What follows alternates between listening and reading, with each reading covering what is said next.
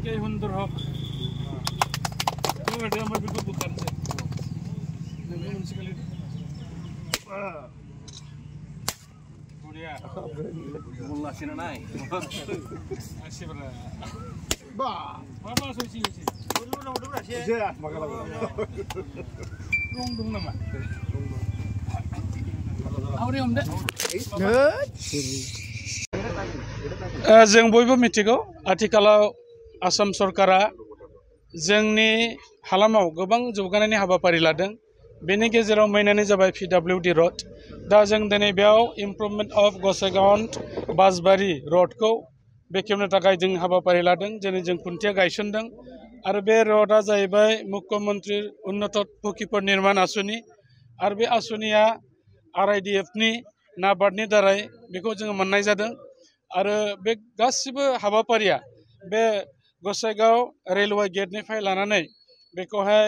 सैत्यपुर थांनाय लामासिम बेखौ खालामनाय जागोन आरो बे रोडआ वाइडेनिं जागोन आं मिजिंथिदों बेयाव गोबाव समनिफ्राय बे लामाया हान्थामेला खालामनायाव एसे उसुबिदा जानानै दङमोन आरो बे रोडआ मोनसे मेन रोड जायखौ जोङो DK रोड होननानै मिथियो आरो दिनैनि बे अन्थाइ खाम्फा गायसनखांनायनि उनाव जाय बिथाङा बेखौ मावनो थाखाय थिकादार हिसाबै मोनदों बिथाङा सासे जाखांफुनाय बिथाङा जुबक आरो आं मिजिंथिदों बिथाङा मोजांथारैनो बे खामानिखौ मावगोन आरो ओनसोलनि जे उसुबिदा थासारि बे लामाया जाखांनायनि उनाव जोङो बेखौ मोजाङैनो हान्थामेलानि थाखाय जोङो सुजुग मोनगोन आं बेनिखायनो सानदों रायजो राजाफ्रा जेखौ माने उसुबिदा फिल खालामदोंमोन बियो नैबे जाखांनायनि उनाव बेबायदि दुखु जाल्ला जोंनाव जानाय नंलिया आरो माखासेखिनि जे पार्ट दं बेखौ एक्सटेनसन खालामनानै लांनाय जागोन आरो जे लामाखौ दा बानायजेननाय जागोन बेखौ 1 नम्बर गसाइगाव समस्तिनि आवथायाव गोलैनायखौ बानायजेननाय जादों आरो बाकिखिनि पार्टखौ बेवहाय जोङो पर्ट बजारा गोदानै समस्ति गोलैदों आरो बेखौ एक्सटेनसन हिसाबै बेखौ लांनाय जागोन दा बेनिखायनो जोङो बेवहाय जोङो जयै थानानै बे हाबाफारिखौ जोङो मावफुंदों आं मिजिंथिबाय बे रोखोमैनो जोंनि बियाबाव गोबां लामा सामाया बिदिनो मावजागोन आरो बियो 2024 आरो 25 मायथाइनि मोनसे स्किम दा बेनिखायनो बेखौ गोख्रैनो मावफुंनाय जागोन बेवहाय 4.50 किलोमीटर जानथायनि बे रोडखौ फार्स्टआवहाय बेखौ स्टार्ट खालामनाय जागोन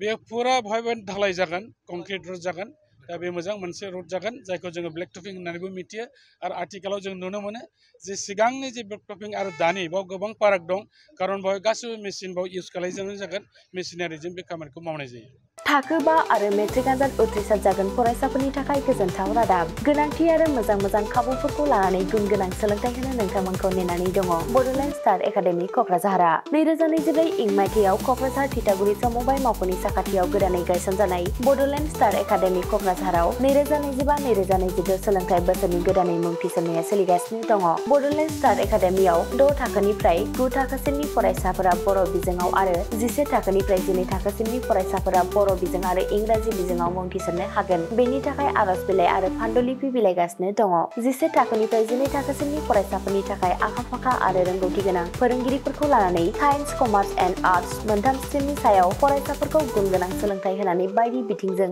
सोरगिदिं जौगाखांनाय लाबोनो साखाफारा क'क्राझारनि थिथागुरियाव थानाय बड'लेण्ड स्टार एकाडेमिया बड'लेण्ड स्टार एकाडेमियाव मुं थिसननोब्ला बाङाइ बेसेनाव मुं थिसननायनि गेजेरजोंनो फरायसाफोरा गाहायाव होनाय माखासे खाबुफोरखौ मोननो हागोन इंराजि सोलोंनायनि खाबु साखोन-सिखोन थाखो खथा बिजाब बाख्रि BPL थाखोनि फरायसा फरायसुलिफोरनि मुं थिसननायाव 20% मासुल रेहाय होनाय बेजों लोगोसेनो नोंथांमोनहा JEE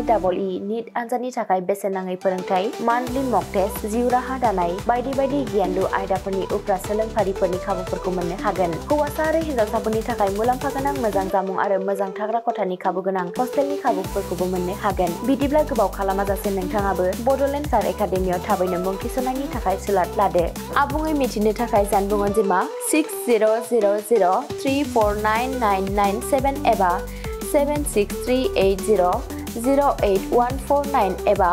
6003494371 आव फोनांजाब खालामदो।